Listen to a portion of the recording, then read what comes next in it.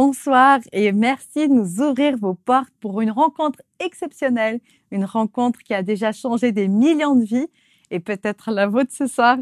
Alors installez-vous confortablement. Bon sabbat chez vous, saison 7 commence maintenant.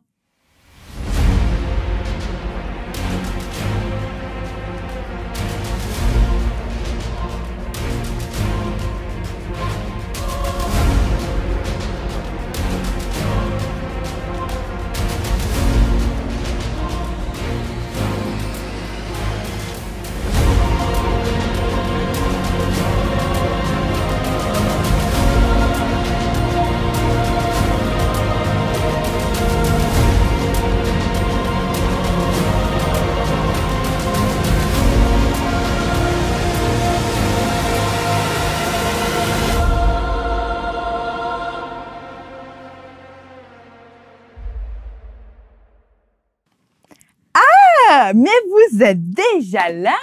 Mais c'est déjà la rentrée? Mais oui, le temps passe si vite.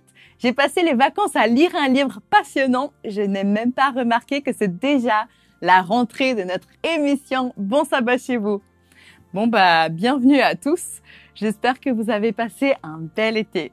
C'est aujourd'hui le début de la nouvelle saison de Bon sabbat chez vous. Le concept est le même, louanges et messages bibliques. Il y a quelques nouveautés, mais je vous en parle juste après ces quelques chants.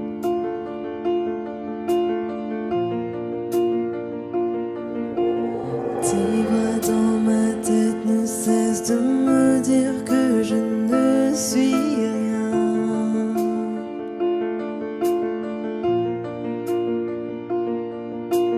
Tous ces mensonges m'amènent à croire que je n'y arriverai pas.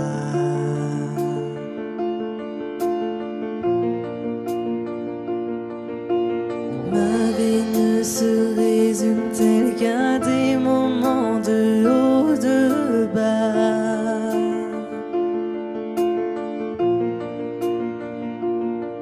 Rappelle-moi encore qui je suis, Père, tu sais que j'en ai besoin. Tu dis que tu m'aimes quand je ne ressens rien. Tu dis que je suis fort, même quand je me sens faible. Tu dis que tu me tiens, même si je crois tomber. Quand je me sens oublié, tu dis que je suis à toi. Oh oui, je crois. Oh oui, je crois. Ce que tu dis de moi.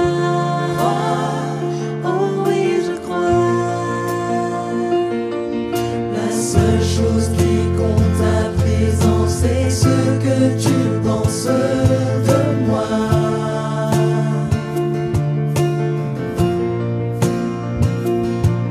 En toi j'ai trouvé ma valeur, en toi est mon identité.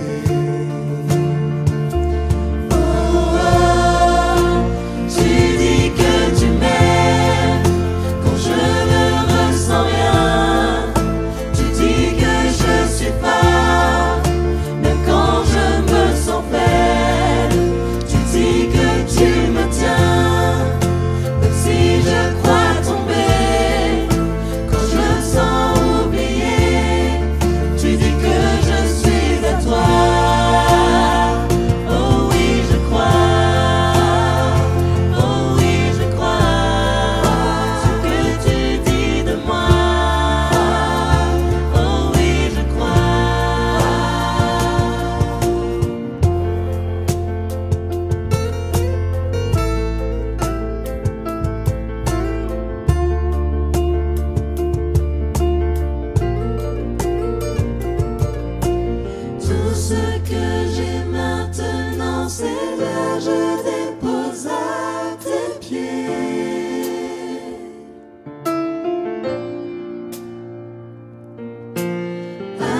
Soit tous mes échecs, à toi soit toutes mes victoires. Oh, oh,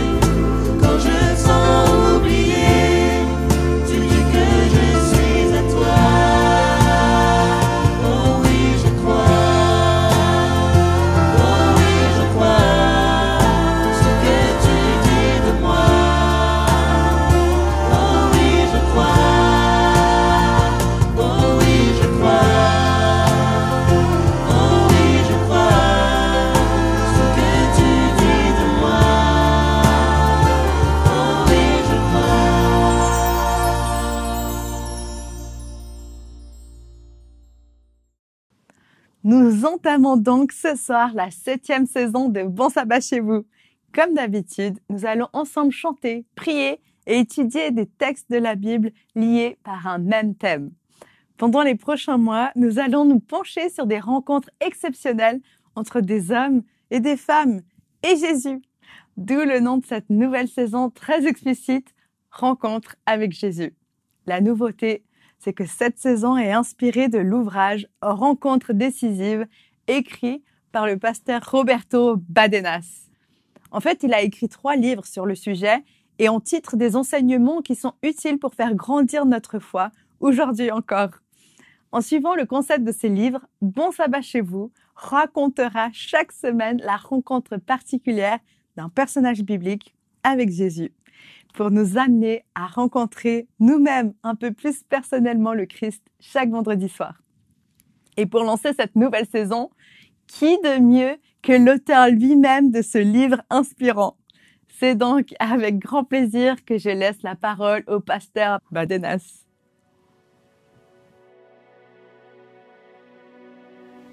Bienvenue pour cette 7e saison de Bon Sabbat chez vous.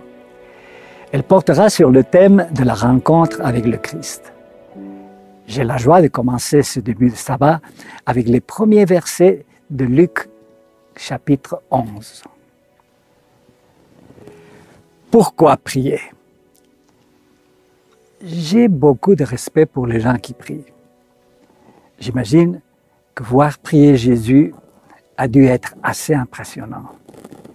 Les évangiles nous racontent le cas d'un disciple qui a surpris Jésus en prière en privé.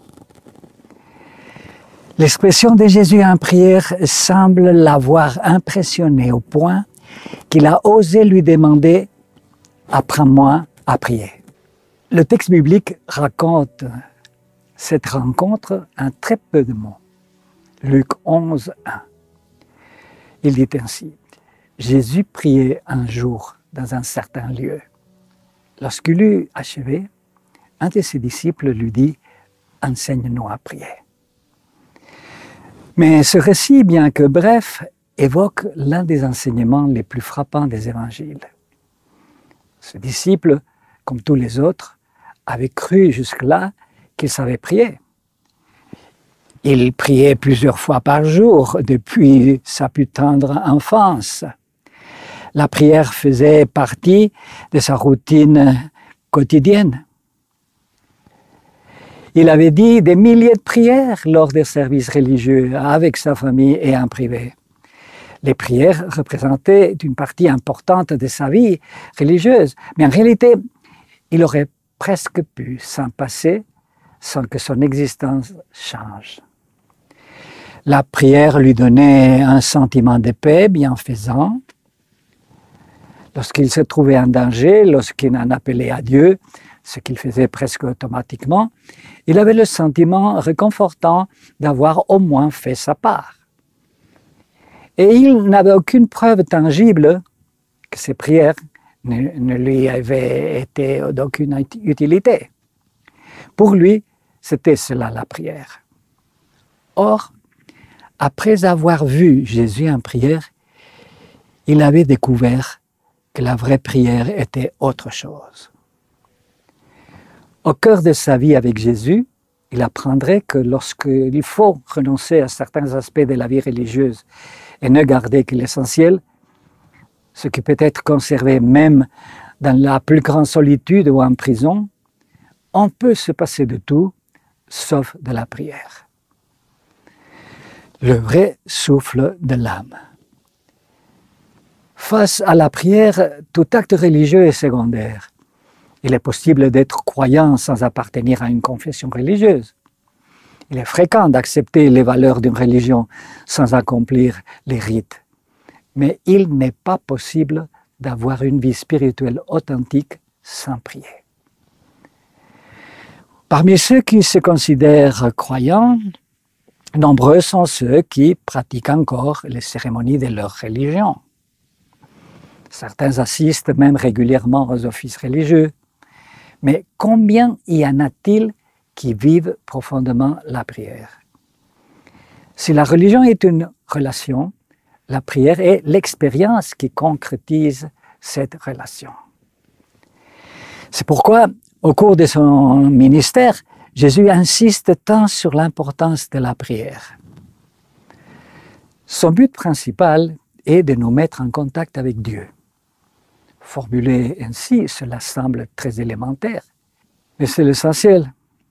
Parce que si cette communication n'a pas lieu, la prière reste une formule, une routine, rien d'autre. Cette pratique reste bonne dans son intention, mais n'atteint pas sa finalité, qui est de nous ouvrir à l'écoute de Dieu, à un échange cœur à cœur avec lui. Il est regrettable que nos prières soient souvent seulement circonstancielles et formulées de manière routinière. Merci pour le repas, merci pour la nuit de repos, et souvent une liste d'actions que nous dictons au Seigneur.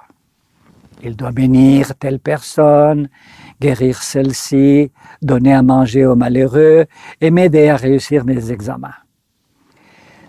Ceci nous fait sourire, bien sûr, mais cela nous montre un échec de perception sur ce qu'est la prière. On récite une formule, on répond à un réflexe conditionné, on joue le CD de la prière, mais rien d'autre. On n'est pas conscient d'entrer en contact avec qui que ce soit. Mais si la prière est une rencontre, elle devient extrêmement importante, car elle nous connecte à celui qui est la source d'énergie de l'univers, la meilleure source de courage et d'amour. Car prier, c'est reconnaître que je ne suis pas le centre de mon monde, que le centre de mon existence est infiniment au-dessus de moi, mais en même temps si proche que je peux entrer en contact avec lui à tout moment. Ainsi, prier, c'est reconnaître que j'ai accès à une qualité de vie illimitée, qui est à un pas, à une prière de ma réalité personnelle, si souvent médiocre, toujours si petite et pourtant unique. La personne qui n'a pas l'habitude de prier n'est pas consciente de ce qu'elle perd. Elle se prive tout simplement de sa dimension transcendante. Sa vie peut être moralement irréprochable, pleine de valeurs, mais elle est en train d'exclure du champ de son expérience ce qui pourrait l'élever à une sphère de relations vraiment supérieure. Alors, pourquoi ne cherchons-nous pas davantage à nous mettre à l'écoute de Dieu? Manque de temps, manque d'envie, quels sont nos problèmes? Imaginons un ami qui ne nous parle jamais, ou qui, à chaque fois qu'il le fait, perd le fil de la conversation, ou n'écoute pas ce que nous lui disons. Pourrions-nous le supporter longtemps? Or, cette attitude qui nous semble insupportable dans nos relations humaines nous semble normale dans notre relation avec Dieu. Nous oublions que la vraie prière est une rencontre. Elle est davantage communion que communication. Si nous étions conscients de cette réalité, la prière ne serait jamais routinière, précipitée ou forcée.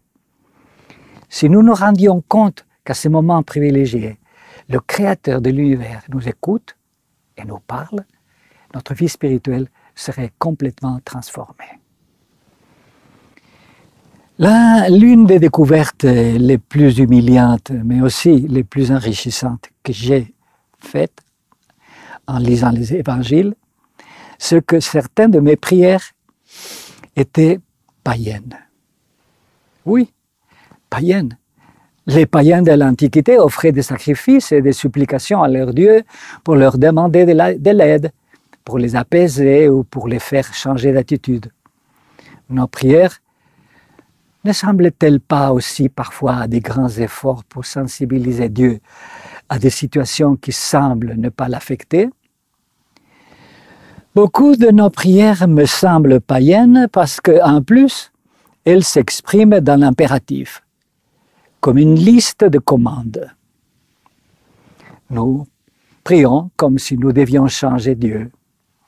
Nous demandons, nous supplions dans une tentative apparente de le pousser à agir, se le traiter comme des païens. En ce sens, certaines de nos prières peuvent même sembler offranses saintes. Seigneur, daigne écouter tes enfants. Nous osons traiter Dieu, qui s'est littéralement tué pour venir à notre rencontre, que nous blessons sans cesse d'affronts et de refus, comme s'il était un tyran lointain, qui ne peut être tiré de son indifférence qu'à force de supplications. Nous te prions pour la paix dans le monde, comme s'il était nécessaire d'éveiller l'intérêt divin pour la paix, alors qu'il s'efforce depuis des millénaires de nous convaincre de la stupidité de nos guerres. Si nous enregistrions certaines de nos prières et les analysions froidement, elles nous donneraient l'impression que nous sommes meilleurs que Dieu. Seigneur, aie pitié des enfants qui souffrent, aie pitié des pauvres et des nécessiteux. En fait, nous lui disons d'être plus humain, qu'il réagisse et qu'il agisse, comme s'il était le grand obstacle à ce que les choses fonctionnent mieux. Parce que comparé à nous, il semblerait manquer de sensibilité. C'est-à-dire que lorsqu'un petit rayon de l'amour infini de Dieu, de sa terrible souffrance pour les misères de ce monde, nous parvient enfin et nous émeut, nous courons avec notre découverte et lui disons « Seigneur, faites quelque chose pour ces misérables ». Dans notre inconscience, nous lui demandons d'intervenir à notre place. Parce qu'il est beaucoup plus facile de dire « Seigneur, souviens-toi des pauvres » que de faire quelque chose en leur faveur. Il nous semble qu'en disant cela, nous avons déjà fait notre part, que notre prière est même très belle. Ne serait-ce pas plus honnête de dire « Seigneur, en pensant aux pauvres qui m'entourent, je te demande de m'aider à découvrir ce que je peux faire pour eux, pour réparer cette situation d'injustice que tu détestes et dont je suis aussi en partie responsable par mon manque de solidarité. » Heureusement, dans sa miséricorde, Dieu écoute, Dieu nous écoute et nous comprend, malgré ce que nous lui disons. Mais si nous voulons approfondir notre relation avec lui, nous ne pouvons pas nous contenter de répéter nos litanies superficielles. Nous devons lui demander de continuer à être patient et de nous apprendre à prier, tout comme le disciple de Jésus. Parce que, comme le dit Paul, nous ne savons pas prier et nous avons besoin de l'Esprit pour nous aider à rectifier nos prières. Romains 8, 26 à 27. Plus nous serons conscients de la nécessité de réapprendre à prier, plus nous serons sensibles à la voix de l'Esprit. Et lorsque nous commencerons à prier de manière superficielle ou irréfléchie, cela nous aidera à changer notre ton et notre concentration. Ainsi, notre prière commencera à ressembler à une véritable conversation avec un être intelligent qui sait très bien ce dont les autres ont besoin et sur quel pied nous boitons. Il ne s'agit pas tant de demander que de recevoir. Il ne s'agit pas tant d'appeler Dieu que de répondre à son appel. Il est dommage que nous jetions souvent notre prière rapidement sans attendre la réponse divine. Nous laissons notre message sur le répondeur du ciel et retournons ensuite à nos occupations. Prier, c'est pourtant s'offrir à Dieu. Il ne s'agit pas d'essayer de le manipuler ou de le faire changer d'avis pour qu'il fasse notre volonté. C'est prendre conscience de sa volonté et nous offrir pour l'accomplir. Une des prières qui m'a le plus impressionné est celle d'un vieil homme qui disait tout simplement « Seigneur, me voici. Je suis là. montre-moi ce que je peux faire et ce que tu attends de moi aujourd'hui. De notre réveil, nous pouvons prendre conscience que nous sommes vivants. Remercier pour ce jour nouveau. Aujourd'hui est mon jour préféré, dit une de mes amies. Hier est passé et je ne peux plus rien changer. Je n'ai pas d'accès à demain. Aujourd'hui est le seul moment où je peux demander à Dieu de me guider par son esprit pour en faire un temps beau et bon dans la reconnaissance. Je m'ouvre à sa présence pour que s'il peut passer par ma petite personne pour bénir quelqu'un, alors je suis disponible. Seuls ceux qui font cette démarche savent comment ils sont heureux de se trouver dans des rencontres inattendues, où ils se sont entendus dire des choses qui leur venaient d'ailleurs, de prendre conscience qu'à ce moment-là, qu'ils étaient inspirés, combien ils se sentaient aimants et répondaient aux besoins de la personne. Cela commence déjà à ressembler à prier comme il faut. Face à son silence apparent, Jésus nous exhorte à prier sans cesse, c'est-à-dire à maintenir notre relation avec Dieu tout le temps. Parce que prier sans cesse ne signifie pas que Dieu ne cède qu'après une longue insistance de notre part, mais que nous pouvons sentir sa présence en toutes circonstances, même quand nous sommes en train de faire la vaisselle, conduire une voiture, travailler ou étudier. Et par-dessus tout, lorsque nous souffrons dans la maladie, le deuil, la violence autour de nous. Pour prier sans cesse, il n'y a pas besoin de fermer les yeux ou de plier les genoux. L'attitude intérieure est bien plus importante que la position des paupières ou des jambes.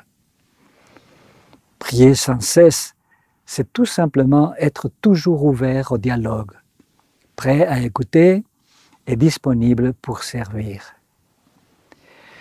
Par conséquent, si la prière veut se rapprocher de Dieu et s'ouvrir à son influence, les moments les plus enrichissants seront nos rencontres en tête-à-tête, dans l'intimité, cœur à cœur.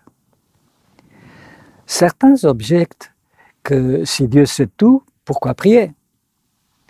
Encore une fois, cela rappelle les idées païennes, parce que prier n'est pas informer, c'est moins informer que partager. C'est amener nos besoins à la source de toutes les solutions, relier notre vie à la source de la vie, boire à la source de la sagesse, purifier notre amour humain, toujours si conditionnel et égoïste, dans le creuset de l'amour divin, inconditionnel et généreux. Prier n'est pas méditer dans le vide. Les cosmonautes lancés dans l'espace savent qu'il est essentiel de maintenir une relation constante avec leur base de lancement. La perdre signifie pratiquement la désintégration. Étant donné que dans notre cas, les conséquences ne sont pas immédiatement apparentes, nous attachons peu d'importance au maintien ou à la rupture du contact avec le centre de l'univers, notre base de lancement et notre destination finale. Comme le disciple de notre histoire, cela nous ferait du bien d'invoquer le divin Maître et de lui dire « Seigneur, apprends-moi à prier. Aide-moi à vivre en relation avec toi. Apprends-moi à voir combien j'ai besoin de cette rencontre constante pour recharger mes batteries de force, de joie, d'amour, afin que ma vie, au contact avec la tienne, soit de plus en plus pleine et de plus en plus sereine. Bon sabbat chez vous.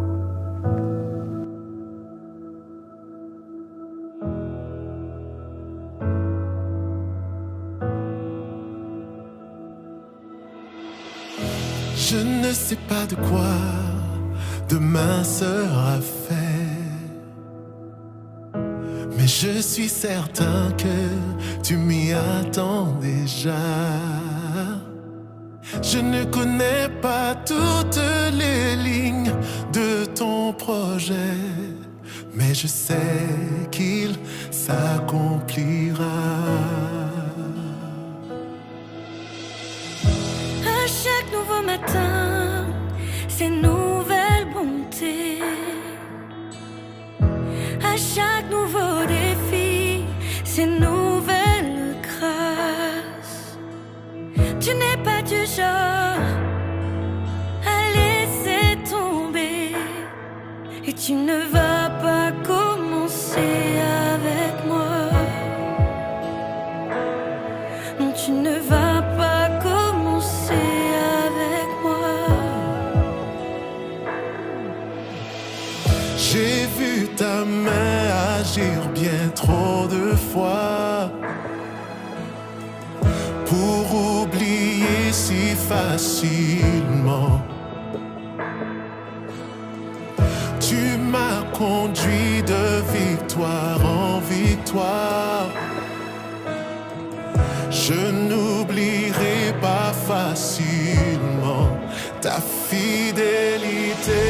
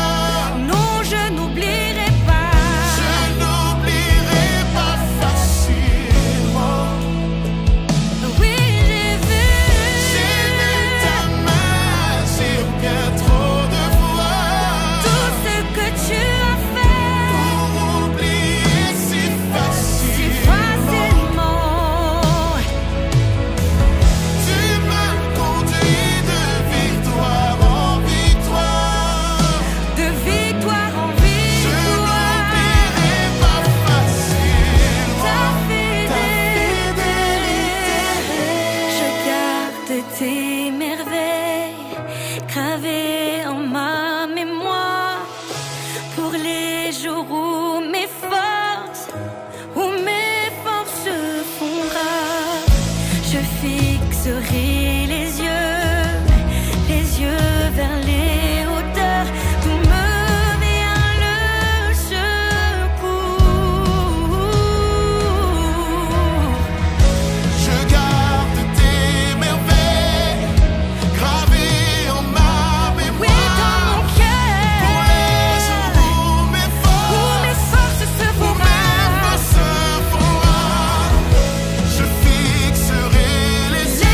sur toi.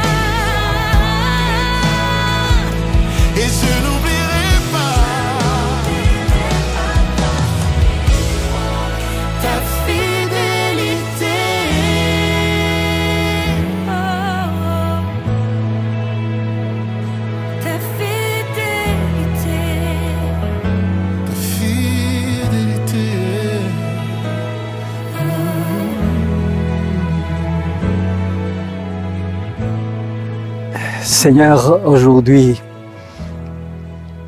nous prions comme les disciples, apprends-nous à prier. Que ton esprit nous inspire et il nous aide à trouver pas seulement les mots, mais surtout l'esprit de communion avec toi, pour que notre vie soit transformée par ton amour et ta grâce. Amen. Voilà un récit intéressant qui révèle qu'on peut côtoyer quelqu'un depuis longtemps sans vraiment comprendre ses agissements, ou qu'on peut se résoudre à une pratique pendant des années sans vraiment en comprendre le sens. Qu'en ce sabbat, nous puissions nous aussi prendre conscience de la vraie valeur de la prière et qu'elle nous rapproche plus que jamais auparavant de Jésus. Nous remercions chaleureusement le pasteur Badenas pour sa présence ce soir. Il nous fera l'honneur de sa présence à nouveau dans les prochaines semaines. Mais vendredi soir prochain, c'est avec le pasteur Nicolas Walter que nous avons rendez-vous pour assister à la rencontre exceptionnelle et touchante de Jésus avec l'un de ses plus fervents adorateurs, j'ai nommé Jean-Baptiste. Je vous souhaite d'ici là un bon sabbat chez vous.